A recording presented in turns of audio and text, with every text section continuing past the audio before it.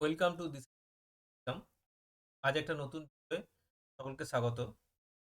আজ কোয়ালিটির অতি নিয়ে আলোচনা করছি, যেগুলি আপকামিং ডব্লিউবিসি এবং মেন যারা সিজিএল, এমটিএস, পিএইচএসএল, এনটিপিসি সমস্ত পরীক্ষার জন্য খুবই গুরুত্বপূর্ণ। দেখো, প্রথম কি আছে না, what is the tenure of member of Rajya Sabha. রাজ্যসভার যারা মেম্বার তাদের টেনিওর কতদিনের। রাজ্যসভা হচ্ছে পার্মানেন্ট বডি, রাজ্যসভাকে ভাঙা যায় না, কিন্তু তার সদস্য যারা হয় তাদের যে মেয়াদ, সেটা হচ্ছে 1951 সালের পিপল অ্যাক্টস অনুযায়ী তাদের মেম্বার হচ্ছে 6 বছর।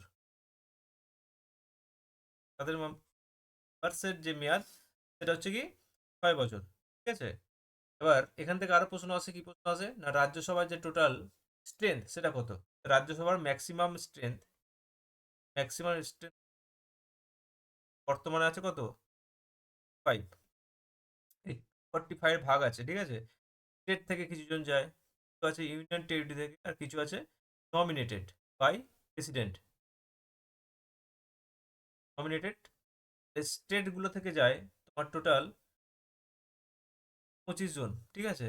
ইউনিয়ন টেরিটরি থেকে যায় 8 জন, আর নমিনেট হচ্ছে 12 জন। 12 8 20, আর 245 জন বর্তমান মেম্বার। ঠিক আছে, এবার ইউনিয়ন টেরিটরি থেকে যে 8 জন যায়, তা কোন কোন ইউনিয়ন টেরিটরি থেকে রাজ্যসভার মেম্বাররা যায়, তো দেখো, পুডুচেরি, ঠিক আছে, পুডুচেরি থেকে যায় 1 জন, দিল্লি থেকে যায় 3 জন, আর জম্মু অ্যান্ড কাশ্মীর থেকে যাচ্ছে 4 জন। তার 4 3 7 আর 1 8, 8টা, ঠিক আছে। আর নমিনেটেড করে কে, বাই প্রেসিডেন্ট, বাই প্রেসিডেন্ট, তাই তো। তাহলে এই যে ম্যাক্সিমাম যে স্ট্রেন্থ 250, সেটার ভাগ ছিল কিরকম, 38 + 12। 12 জন হচ্ছে নমিনেটেড বাই প্রেসিডেন্ট। ঠিক আছে, তাহলে এই উত্তর, তাহলে এখানে কি হলো, 6 ইয়ার্স। নেক্সট কোশ্চেন কি আছে দেখো,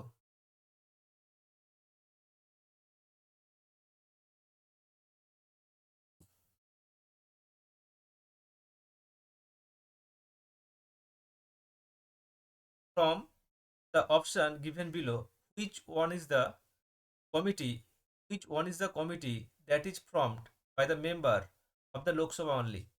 এর যে কমিটিগুলো দেওয়া আছে, সেই কমিটিগুলোর মধ্যে কোনটা শুধুমাত্র লোকসভার মেম্বার নিয়ে গঠিত হয়। তো দেখো, এখানে কি কি কমিটি আছে, committee of estimate, committee of public undertaking, committee on empowerment of women, আর আছে কি committee none of the given option. এই অপশনগুলোর মধ্যে কোনোটাই নয়। তাহলে কি হবে বলো।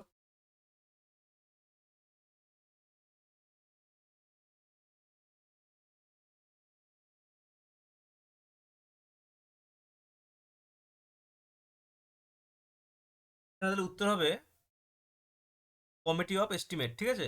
কমিটি অফ এস্টিমেট বা এস্টিমেট কমিটি যেটা, এস্টিমেট কমিটি যেটা আছে, ঠিক আছে।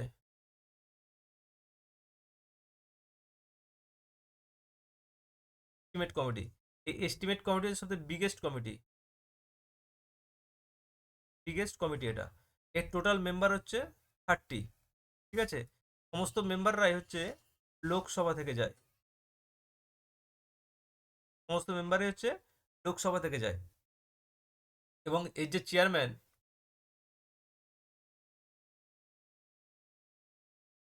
নিয়োগ করে কে, স্পিকার। এস্টিমেট কমিটির চেয়ারম্যানকে নিয়োগ করে কে, স্পিকার। তিনি রুলিং পার্টিরই হন, ঠিক আছে, রুলিং পার্টির চেয়ারম্যান হন। টোটাল মেম্বার 30 জন। আর এস্টিমেট কমিটি যেটা, তার মেয়াদ হচ্ছে 1 ইয়ার, প্রত্যেক বছর, ঠিক আছে, 1 ইয়ার।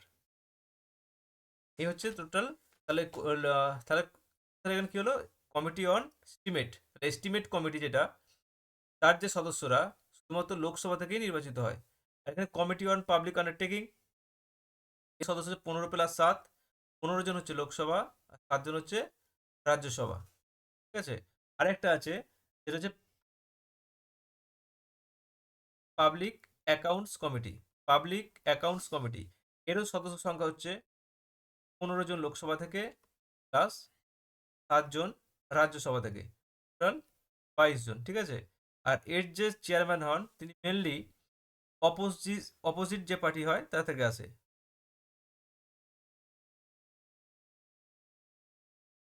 অপোজিশন পার্টি থেকে আসে, ঠিক আছে।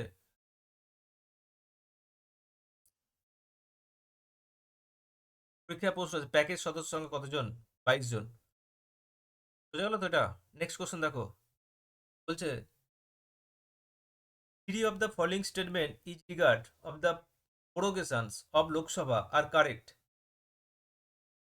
প্রোগেশন সম্পর্কে তিনটে statement correct, find the incorrect statement. কোনটা ইনকারেক্ট আচ্ছা আমাকে সেটা জানতে হবে।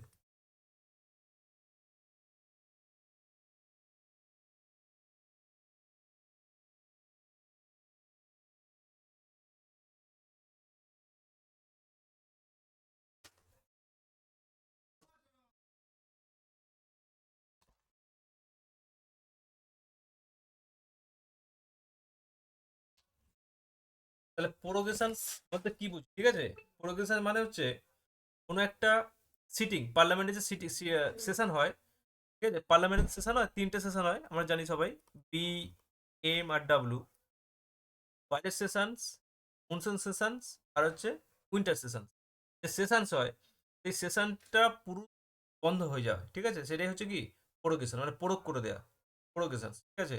এছাড়াও আছে তোমার অ্যাডজন, ঠিক আছে, অ্যাডজন। এছাড়া আছে অ্যাডজন সাইন্ডাই, অ্যাডজন সাইন্ডাই। এখানে বলছে দেখো, বলছে it means terminations of a sessions of Lok Sabha.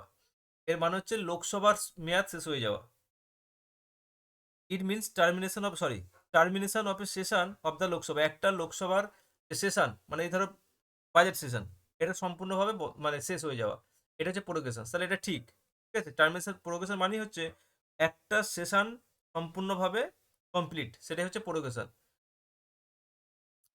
Only the president can issue such order, only the president issue such order. এবার দেখো কোনো একটা সেশন আহ্বান কে করে? প্রেসিডেন্ট করে। আবার কোন একটা সেশন যখন শেষ হয়ে যায়, পুরোপুরি শেষ হয়ে যায়, সেশনটা পুরোপুরি কমপ্লিট হয়ে যায়, তখন প্রোগেশনও করে প্রেসিডেন্ট, ঠিক আছে। তাহলে এটাও তাহলে অপশন টু হচ্ছে ঠিক। অপশন থ্রি কি বলছে? It can not take place while the house is sitting. যখন হাউস বসে, ধরো এই ধরো বাজেট সেশন চলছে, তা হাউস তখন বসে আছে, তাহলে it can not take place. ধরো এই যে সেশন চলছে, সেশন শেষের দিন এসে কি করে? প্রেসিডেন্ট সেটা প্রোগেশন করে দেয়। তাহলে সেটা একটা সিটিং চলাকালীন তো, চলাকালীনই তো সেটা প্রোগেশন করা হচ্ছে। তো হচ্ছে it can not take place while the house is, তাহলে এটা ভুল, মানে হাউসের সিটিং চলাকালীনই প্রোগেশন হয়। আর 4 নম্বর হচ্ছে usually it follow the adjournment of this sitting of the house sine die. Adjourn sine die, একজন অ্যাডজন সাইন্ড আই মানে হচ্ছে কোনো একটা সেশন যখন চলছে, যখন সেটা ইনফিনিটি পিরিয়ডের জন্য সেটা একজন সাইন ডাই করে দেয়, সেই সময় প্রেসিডেন্ট কি করে? সেটা প্রোগ্রেশন করে দিতে পারে। তো অপশন চারেরটাও ঠিক, ঠিক আছে। তো অপশন তিনেরটা কাটা, তাহলে এখানে অপশন উত্তর কি হবে? Option D.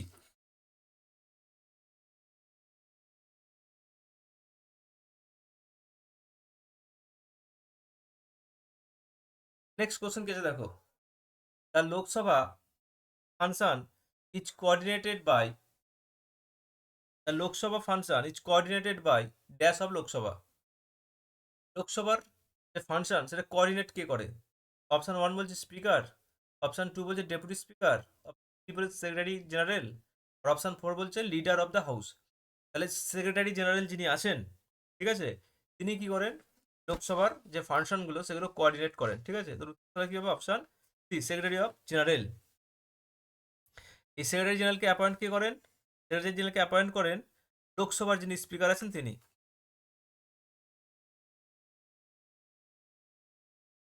ঠিক আছে। নেক্সট কোশ্চেন দেখো কি আছে, elected the speaker of the Lok Sabha. লোকসভার যিনি স্পিকার তাকে ইলেক্ট কে করেন? লোকসভার যিনি স্পিকার হন তাকে সেই লোকসভার সদস্যরা সকলে মিলে, সে রুলিং পার্টি হোক বা অপোজিশন পার্টি হোক, সমস্ত পার্টির সদস্যরা মিলে লোকসভার স্পিকারকে করেন, ঠিক করেন, তাই তো। তাহলে কি হবে? লোকসভায় স্পিকার অ্যাকচুয়ালি কি হয়, স্পিকারের ভোটের মাধ্যমে স্পিকারকে নির্বাচন করা হয়, তারা যদি ইলেক্টেড, উত্তর কি হবে, মেম্বার অফ দ্য লোকসভা, লোকসভার সকল মেম্বার, ঠিক আছে, লোকসভার সকল মেম্বার।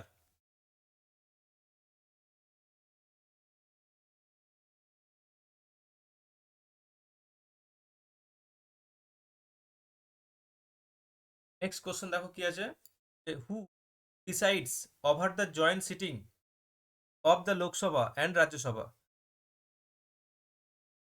লোকসভার যে জয়েন্ট সিটিং হয়, জয়েন্ট সিটিং কখন হয়, যখন কোনো একটা বিল, গুরুত্বপূর্ণ বিল, যেটা লোকসভা এবং রাজ্যসভার মিলে সদস্যরা একটা মতানৈক্যে পৌঁছাতে পারে না, ঠিক আছে, তখন সেই বিলটার কি হয়, জয়েন্ট সিটিং হয়। তা সমস্ত বিলের জয়েন্ট সিটিং হয় না, যেমন মানি বিলের জয়েন্ট সিটিং হয় না। তাহলে যে জয়েন্ট সিটিং মানে লোকসভা এবং রাজ্যসভার সদস্যদের নিয়ে যে জয়েন্ট সিটিং হয়, এই জয়েন্ট সিটিং এ প্রিসাইড কে করে বা সভাপতিত্ব কে করে? অপশন ওয়ান বলছে দেখো, the speaker of the Lok Sabha, লোকসভার স্পিকার। 2 নম্বর বলছে a member of nominated by the president of India, president যাকে নমিনেট করে দেয় তিনি। অপশন থ্রি বলছে the senior most member of the Rajya Sabha, রাজ্যসভার যিনি সিনিয়র মেম্বার তিনি। আর the president of India, president করেন। লোকসভার জয়েন্ট সিটিং কত নম্বর আর্টিকেলে আছে? জয়েন্ট সিটিং আছে 108 নম্বর আর্টিকেলে আছে জয়েন্ট সিটিং। জয়েন্ট সিটিং এ যিনি সভাপতিত্ব করেন তিনি হলেন দি স্পিকার অফ লোকসভা, ঠিক আছে, স্পিকার অফ লোকসভা। যদি সেদিন স্পিকার উপস্থিত না থাকে, তাহলে যিনি ডেপুটি স্পিকার আছে তিনি করবেন, ডেপুটি স্পিকার যিনি থাকবেন, ডেপুটি স্পিকার করবেন। যদি ডেপুটি স্পিকারও না থাকে তাহলে কি করবেন, তাহলে করবেন হচ্ছে রাজ্যসভার যিনি ডেপুটি সেক্রেটারি থাকেন, ঠিক আছে,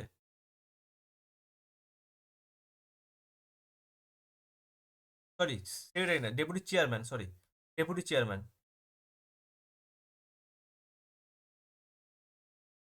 ডেপুটি চেয়ারম্যান, তিনি ডেপুটি চেয়ারম্যান হন, তিনি করবেন, ঠিক আছে। তাহলে 1 নম্বর স্পিকার করেন, স্পিকার যদি অ্যাবসেন্স থাকেন তাহলে করবেন ডেপুটি স্পিকার, আর ডেপুটি স্পিকার যদি অ্যাবসেন্স থাকে করবে ডেপুটি চেয়ারম্যান। নেক্সট কোশ্চেন দেখো কি আছে, the president of India can dissolve the Lok Sabha, president Lok Sabha ভেঙে দিতে পারেন before completion term of term. বলছে 1 নম্বর বলছে দেখো, on the advice of the chief justice, chief জাস্টিসের অ্যাডভাইস অনুযায়ী। 2 নম্বর বলছে on the advice of vice president, vice প্রেসিডেন্টের অ্যাডভাইস অনুযায়ী। অপশন থ্রি বলছে on the advice of the speaker of the Lok Sabha, লোকসভার স্পিকারের অ্যাডভাইস অনুযায়ী। না, on the advice of prime minister, prime মিনিস্টারের অ্যাডভাইস অনুযায়ী। আমরা জানি যে প্রাইম মিনিস্টারের পরামর্শে করতে পারেন প্রেসিডেন্ট লোকসভা ভেঙে দিতে পারেন। অপশন ফোর, আর্টিকেল 74-এ বলা আছে। নেক্সট কোশ্চেন কি আছে দেখো, বলছে which among the following statement is not correct about the speaker of Lok Sabha, যে লোকসভার যে স্পিকার তার সম্বন্ধে কোনটা নট কারেক্ট, ঠিক নয়। 1 নম্বর বলছে the date of the election of the speaker is fixed by prime minister,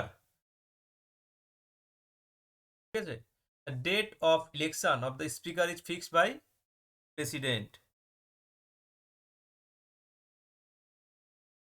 কোন দিন স্পিকার নির্বাচন হবে সেই ডেটটি কিন্তু ঠিক করে দেয় কে, রাষ্ট্রপতি, প্রাইম মিনিস্টার নয় কিন্তু, ঠিক আছে।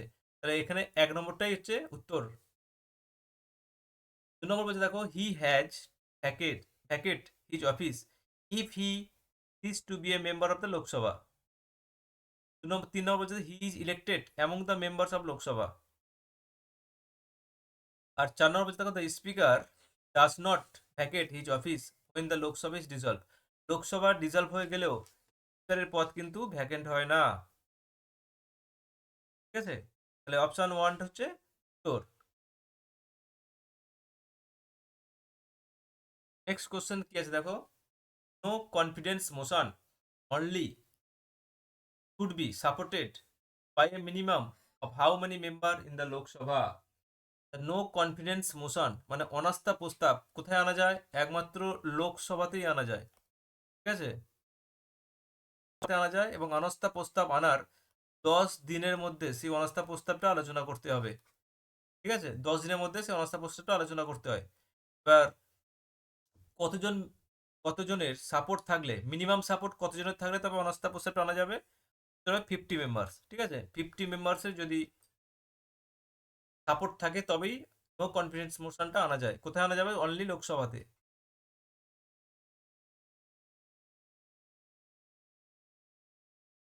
পরের প্রশ্ন কি আছে দেখো, who conduct the work of the Rajya Sabha in the absence of the chairman of Rajya Sabha? রাজ্যসভার চেয়ারম্যান, রাজ্যসভার চেয়ারম্যান কে অধিকার বলে? Vice president. তিনি হন, তিনি তো চেয়ারম্যান হন। ভাইস প্রেসিডেন্ট যদি, মানে উপরাষ্ট্রপতি যদি অ্যাবসেন্স থাকে, তাহলে রাজ্যসভার কাজ কে পরিচালনা করে? অপশন 1 বলছে দেখো ইউনিয়ন হোম মিনিস্টার, এ তো হবেই না। লোকসভা স্পিকার, লোকসভা স্পিকারের সাথে রাজ্যসভার কোনো সম্পর্কই নেই। 3 নম্বরকে ডেপুটি স্পিকার অফ লোকসভা, তাও নয়। তাদেরকে ডেপুটি চেয়ারম্যান অফ রাজ্যসভা। রাজ্যসভার যিনি ডেপুটি চেয়ারম্যান হন, তিনি কি করেন? সবার কাজ পরিচালনা করেন। তো মনে রাখতে হবে, deputy chairman is not a chairman. Chairman কিন্তু অ্যাকচুয়ালি কি হয়? Vice president.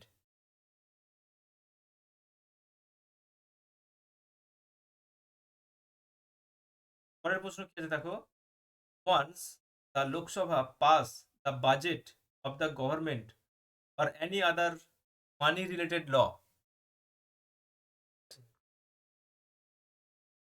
the Rajya Sabha cannot reject it. The Rajya Sabha can only only delay it.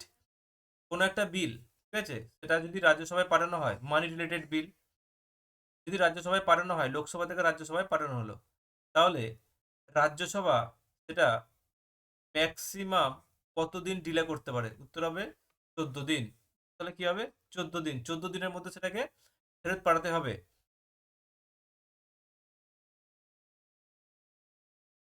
আচ্ছা, মানি মানি বিল কত নম্বর আর্টিকেলে আছে? মানি বিল কত নম্বর আর্টিকেলে আছে? আর্টিকেল 110। নেক্সট কোশ্চেন আছে দেখো, নেক্সট কোশ্চেন আছে, the chairman of Rajya Sabha is elected by, the chairman of Rajya Sabha, রাজ্যসভার চেয়ারম্যানকে, এই বললাম ভাইস প্রেসিডেন্ট, তাই তো? উপরাষ্ট্রপতি, উপরাষ্ট্রপতিকে কারা নির্বাচন করে? উপরাষ্ট্রপতিকে নির্বাচন করে কারা? Elected and nominated, elected and nominated member,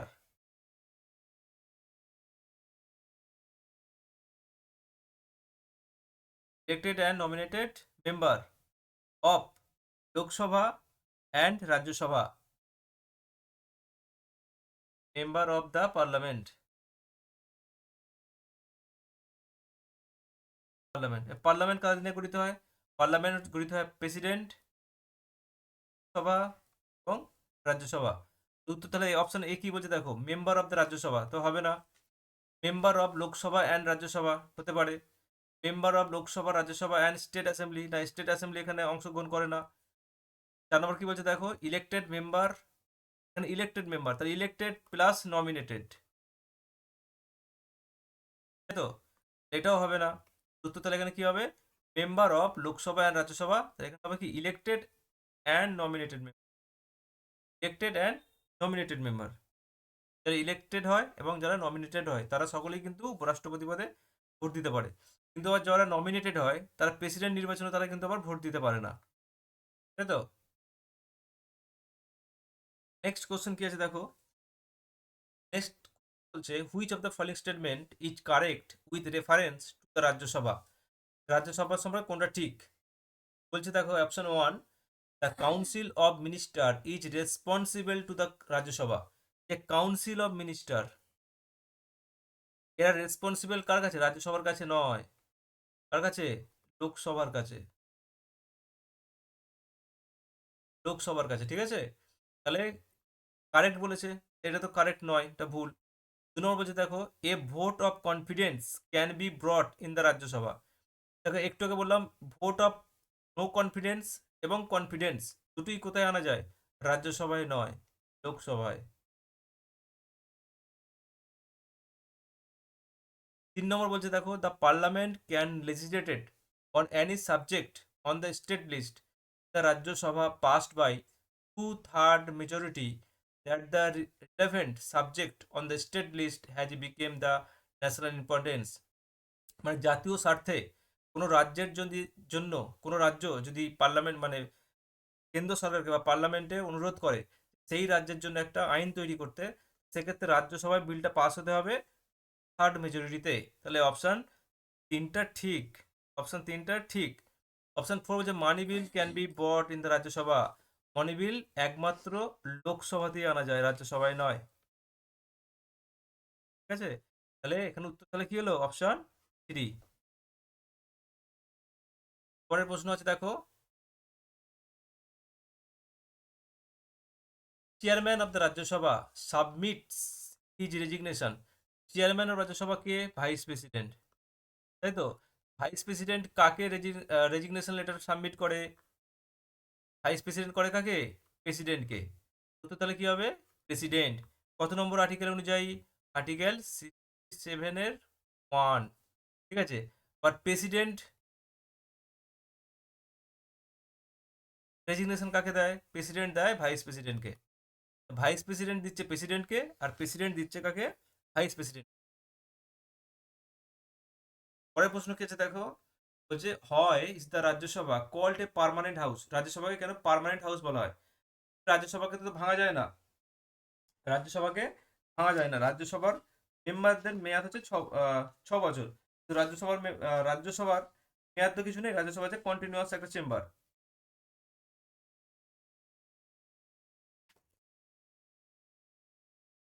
তাই তো।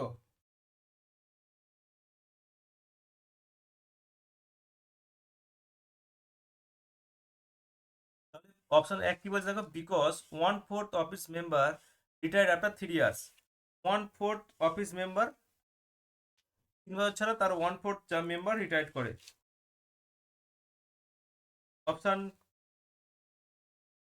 টু কি বলছে?